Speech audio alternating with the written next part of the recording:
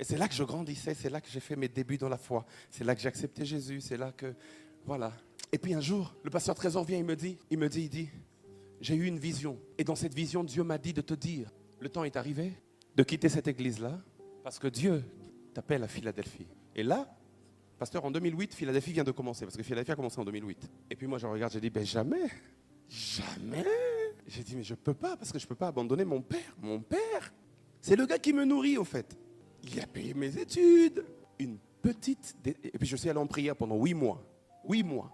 Et à la fin de l'année, Dieu me parle, il dit, c'est ma volonté, je te veux là-bas. Je vais parler à mon père, parce que je ne peux pas prendre une telle décision sans parler au boss.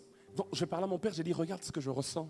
Et mon père dit, tu me demandes une chose difficile, mais je sais une chose. Que Roland Dallot, le pasteur de Philadelphie à l'époque, titulaire, le visionnaire même de l'église, c'est un homme sérieux et j'ai pas de crainte à ce que tu ailles là-bas. Je suis allé là-bas en 2008, fin 2008. Et frères et sœurs, si aujourd'hui même je suis à Bethel, c'est parce qu'en fin 2008, j'ai pris cette décision. Parce que par le pasteur Dallot, je suis arrivé ici. La destinée d'une personne se joue dans des petits détails.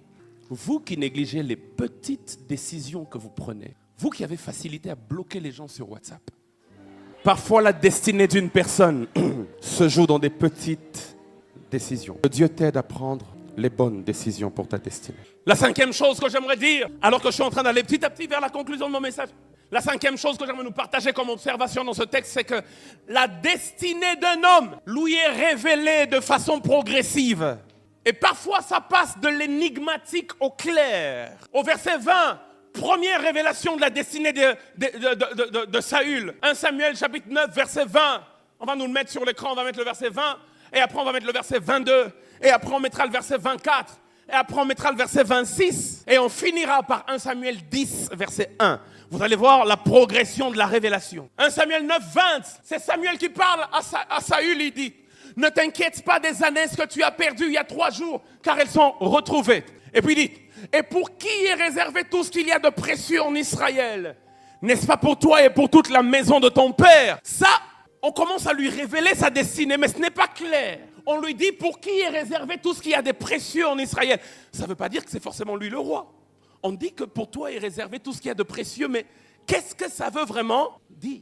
Mais regardez le verset 22, la Bible dit, Samuel prit Saül et son serviteur, les fit entrer dans la salle et leur donna une place à la tête des conviés. Il y avait 30 conviés et Samuel met Saül à la tête comme le convié le plus important.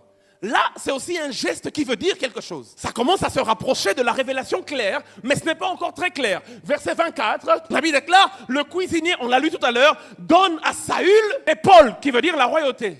Saül mange l'épaule. On lui donne l'épaule de la poule et puis il dit, ah, c'est bon, hein. Et il ne comprend pas le geste prophétique. Il mange l'épaule, ça veut dire tu seras roi, mais il ne comprend pas encore.